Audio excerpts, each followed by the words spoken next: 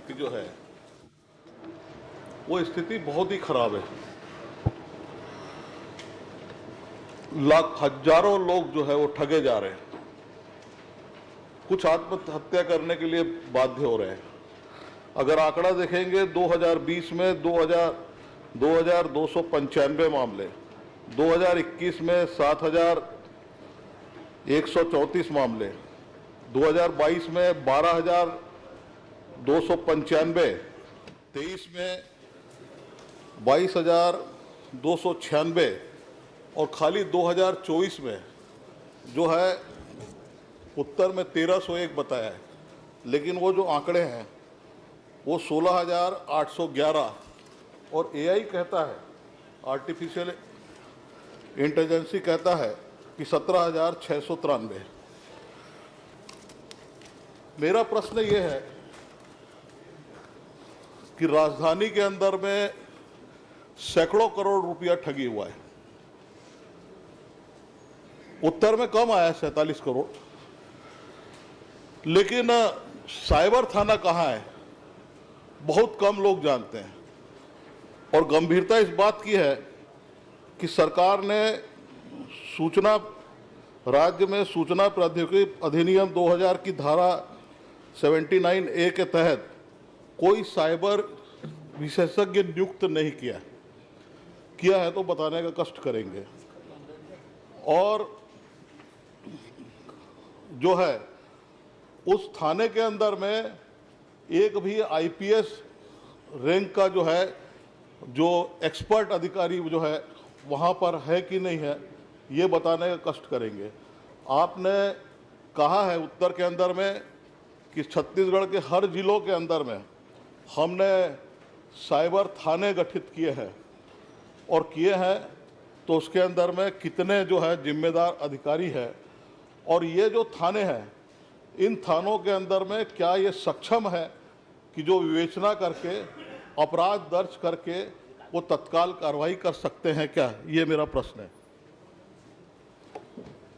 माननीय अध्यक्ष महोदय, माननीय सदस्य की ये चिंता बड़ी जायज़ चिंता है और उसमें हम सब काम कर ही रहे हैं, परंतु एक विषय मैं ज़रूर आपसे कहना चाहता हूं कि माननीय सदस्य ने कहा है कि साइबर थाना कहाँ है उनको नहीं मालूम, तो मैं बताना भी चाहता हूं माननीय अध्यक्ष महोदय कि माननीय मुख्यमंत्री जी के कर कमलों से दिसंबर 2023 को साइबर भवन पूरा, अभी दिसंबर 2023 में माननीय 24 में माननीय अध्यक्ष महोदय, दिसंबर 2024 में 277 करोड़ रुपए से बना करके उसका उद्घाटन माननीय मुख्यमंत्री जी ने किया। 1 करोड़ 46 लाख रुपए उसमें लाइसेंस और नवीनीकरण आदि के लिए खर्च किए गए, 51 लाख रुपए उसमें आधुनिकीकरण के लिए खर्च किए गए और ये पूरे प्रदेश का एक साइबर थाना जिसको हम साइबर भवन करके कहते हैं ये है। मैं माननीय सदस्य को अपने साथ लेकर वहाँ जाऊँगा और जितने भी माननीय सदस्य इसमें जाना चाहेंगे मैं सबको निमंत्रित करके एक कार्यक्रम वहाँ जरूर रख लेता हूँ माननीय अध्यक्ष महोदय। एक विषय है, दूसरा IT एक्ट के अंतर्गत साइबर विशेषज्ञ की बात है, तो साइबर विशेषज्ञ के एम्पेनलमेंट की प्रक्रिया अभी भी हम लोग कर रहे हैं माननीय अध्यक्ष महोदय, वो हम लोग शीघ्र पूरा करेंगे। लेकिन ऐसा नहीं है कि सिर्फ साइबर विशेषज्ञ हो जाएंगे तभी काम आगे बढ़ेगा। इसके अतिरिक्त साइबर कमांडो I4C संस्था नई सरकार माननीय मोदी जी की सरकार माननीय अमित शाह जी के गृहमंत्री जी बनने के बाद I4C गठन किया गया और उसमें साइबर कमांडो का कॉन्सेप्ट है माननीय अध्यक्ष महोदय। तो एक IPS और 5 वरिष्ठ अधिकारी, ऐसे 6 लोगों की साइबर 6 महीने की ट्रेनिंग होती है। ये 6 महीने की ट्रेनिंग करके वापस आ गए और अब काम यहाँ पर शुरू करेंगे। अगली बैच जाने के लिए तैयार है माननीय अध्यक्ष महोदय।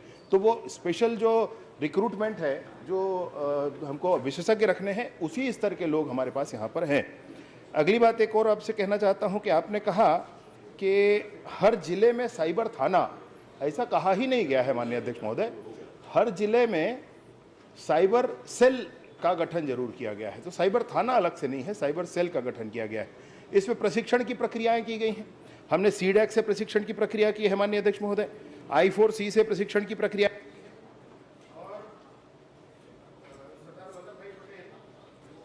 सरदार वल्लभ भाई पटेल नेशनल पुलिस एकेडमी, इससे भी प्रशिक्षण की प्रक्रिया की है और ऑनलाइन प्रशिक्षण की प्रक्रिया लगभग हर हफ्ते हर थाने में चलती है।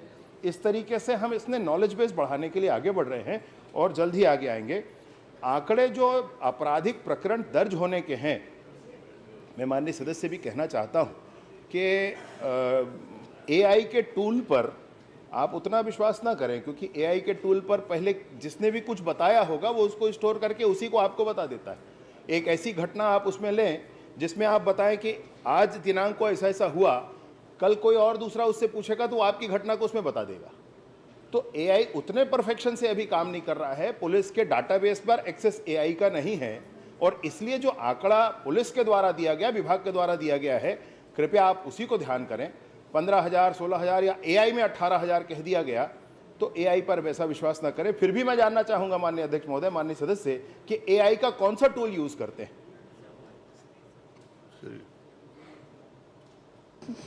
मैंने जो प्रश्न किया उसका जवाब मंत्री जी ने नहीं दिया। मैंने प्रश्न किया कि क्या आपके थाने सक्षम है क्या, कि या फिर कोई रिपोर्ट लिखाता, अपराध दर्ज कराता है तो आप रेगुलर थाने के अंदर में भेज देते हैं क्या? मेरा एक ये प्रश्न है। एआई के अलावा जो है एनसीआरबी जो है वो भी आपका कह रहा है कि जो डाटा के बारे में, और जो 16,000 से अधिक बता रहा है एनसीआरबी बता रहा है। और एक प्रतिष्ठित अखबार ने छापा है, मैंने पूछा उससे तो उसने कहा कि पीएचक्यू से मैंने पता किया है। तो ये सारे जो नेशनल क्राइम जो रिपोर्ट है, अगर वो भी गलत है तो फिर आखिरकार ये उसको देता कौन है रिपोर्ट? तो ये थाने का मेरे को की विवेचना करके गिरफ्तार करने के लिए वो सक्षम है क्या? खाली राजधानी का बता दीजिए आप।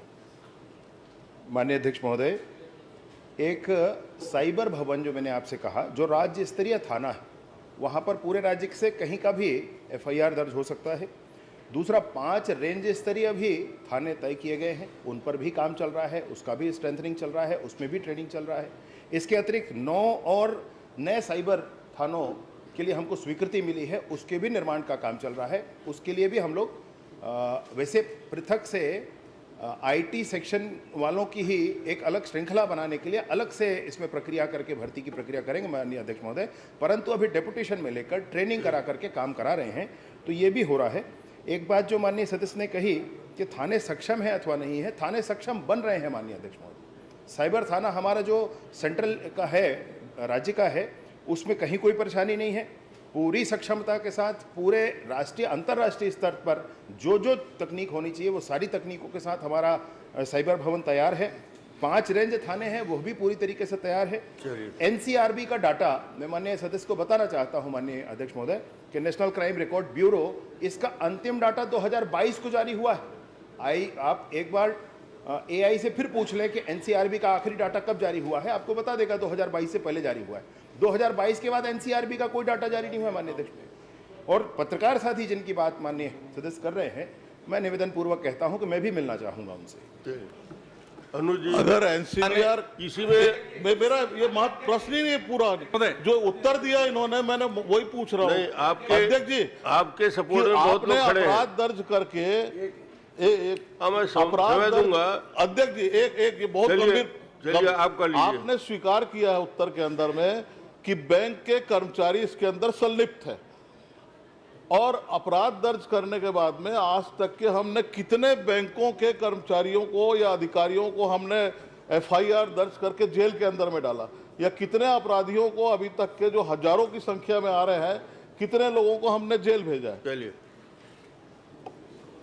माननीय अध्यक्ष महोदय, माननीय सदस्य का यह प्रश्न भी बहुत ही अच्छा है और सबको ध्यान दिलाने वाला है। मैं ये ज़रूर बताना चाहता हूं कि प्रश्नाधीन अवधि में बैंक के कर्मचारियों पर 7 एफआईआर दर्ज किए गए, 3 प्रकरण दर्ज किए गए हैं। रायपुर जिले में 1 प्रकरण है जिसमें 4 आरोपी हैं, ये उत्कर्ष स्मॉल फाइनेंस बैंक का है। दुर्ग जिले में 1 प्रकरण है जिसमें 1 आरोपी हैं, ये बंधन बैंक वाला है। ये बिलासपुर जिले में 1 प्रकरण है जिसमें 2 आरोपी हैं, कोटक महिंद्रा बैंक के हैं। अतः 7 लोगों के ऊपर एफआईआर करके और उनको जेल डाला गया है माननीय अध्यक्ष महोदय। और ये जो बैंक हैं, इन सारे बैंकों के माध्यम से आगे हम इस प्रक्रिया में भी बढ़ रहे हैं कि अब हम बैंक वालों को भी एकत्रित करके उनके सेल्स टीम को भी बताएंगे क्या करना है। इसके अतिरिक्त मैं आपको और बताना चाहता हूँ माननीय सदस्य महोदय कि विशेष रूप से पॉइंट ऑफ सेल पर, यह भारत में पहली बार हुआ है माननीय अध्यक्ष महोदय, भारत में पहली बार हुआ है, पॉइंट ऑफ सेल को भी स्थिति समझ करके कि ये बार बार ऐसे सिम कार्ड बेच रहे हैं जिसके कारण से म्यू लुकआउट क्रिएट हो रहे हैं, तो पॉइंट ऑफ सेल पर भी कार्यवाही की गई है। 75 एफआईआर किए गए हैं माननीय अध्यक्ष महोदय, 75 एफआईआर क्या देंगे। चलिए अनुज जी एक प्रश्न कर लीजिए। माननीय अध्यक्ष जी बहुत बहुत आभार आपका, आपने अवसर दिया। बता रहे हाँ, माननीय एक अध्यक्ष मिनट। जी यही हाल इंटेलेक्चुअल प्रॉपर्टी की है। कॉपीराइट के इश्यूज जब आते हैं तो उसके लिए किस थाने में एफआईआर किया जाए, इसके लिए 15 दिन का प्रोसेस लग गया। किसी थानेदार को ये जानकारी नहीं थी कि किस धारा के तहत वो एफआईआर दर्ज करे, और 15-20 दिन तो सिर्फ एफआईआर दर्ज कराने में लग गए। और इसके बाद हुआ ये कि आज तक उसका कोई आउटपुट नहीं आया। जब भी कोई इंटेलेक्चुअल प्रॉपर्टी का कोई गैर कानूनी तरीके से इस्तेमाल करता है उसको तुरंत रोकने की जरूरत होती है माननीय अध्यक्ष जी, और अगर उसको नहीं रोका गया तो जिसका नुकसान होना उसका नुकसान हो चुका होता है। तो मैं माननीय मंत्री जी से ये जानना चाहता हूँ इंटेलेक्चुअल प्रॉपर्टीज के लिए क्विक एक्शन के लिए उनकी क्या तैयारी है। चलिए मंत्री जी। नहीं, माननीय अध्यक्ष महोदय, ये साइबर क्राइम एक अलग मामला है और इंटेलेक्चुअल प्रॉपर्टी का ये एक अलग मामला है। लेकिन जो भी थाना आपको कोई असुविधा माननीय सदस्य को ही होगी या जिसको भी हुई होगी, मैं बिल्कुल एक बार बात करके इसको स्पष्ट करूंगा। वैसे सभी थानों में, सभी स्थानों पर इसकी जानकारी है कि किन धाराओं के अंतर्गत प्रकरण पंजीबद्ध करना है। राजेश जी छोटा प्रश्न करिए। बहुत छोटा ही प्रश्न है। सम्मानीय अध्यक्ष महोदय, हम रजत जयंती वर्ष की ओर जा रहे हैं, 25 साल होने जा रहे हैं छत्तीसगढ़ में, और क्राइम के मामले में लगातार ट्रेनिंग हो रही है। कभी हैदराबाद में सुनते ट्रेनिंग लेकर के आ रहे हैं पुलिस के बड़े बड़े अधिकारी, कभी यहाँ पर ट्रेनिंग सुनते हैं। लेकिन वाकई में चिंता का विषय खाली इतना है कि अगर 107 करोड़ रुपए की 1.5 साल के अंदर ठगी होती है क्राइम के माध्यम से, और कुल आपके उत्तर में ही आपने बताया 3 करोड़ समथिंग वापस पैसा दिलाया, चिंता का विषय यही है। दूसरा, इतने सीनियर मोस्ट अधिकारी हैं जो पीएचक्यू में बैठे हुए हैं, इनको जरा ट्रेनिंग देकर इनको कहीं ना कहीं क्राइम के काम में क्यों नहीं लगाते। एक आईजी स्तर का एक अधिकारी अभी तक नहीं है इसके अंदर, जो पूरे क्राइम को, आज ये सबसे बड़ा एक खतरा बन गया है। और तीसरा, मैं आपके संज्ञान में लाना चाहता हूं कि इस रायपुर में जब चालान कटते हैं और चालान के अंदर भी फर्जी क्राइम होने लग गए, और ये साइबर की एक रिपोर्ट है। अध्यक्ष महोदय, मैं आपके माध्यम से मंत्री जी से कहूंगा कि जरा इसका भी एक बार विश्लेषण जरूर कर ले, ये आपको आग्रह करना चाहता हूं। लेकिन कम से कम एक आईजी स्तर के अधिकारी की आज आप कम से कम नियुक्ति करें ताकि इसकी प्राथमिकता को समझें प्रश्न आ और गया। काम करें। अब मंत्री जी जवाब सुन लो।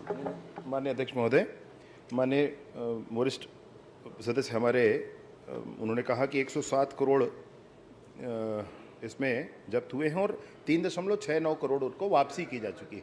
वापसी की प्रक्रिया न्यायालय के माध्यम से गुजरकर होकर जाती है माननीय अध्यक्ष महोदय। तो जब प्रकरण पूरा हो जाएगा, न्यायालय का आदेश होगा वापस करना है, तब वो वापस होता है। इसलिए ये राशि बराबर आपको दिख नहीं सकती कभी भी, ये स्थितियां कुछ ऐसी ही होंगी।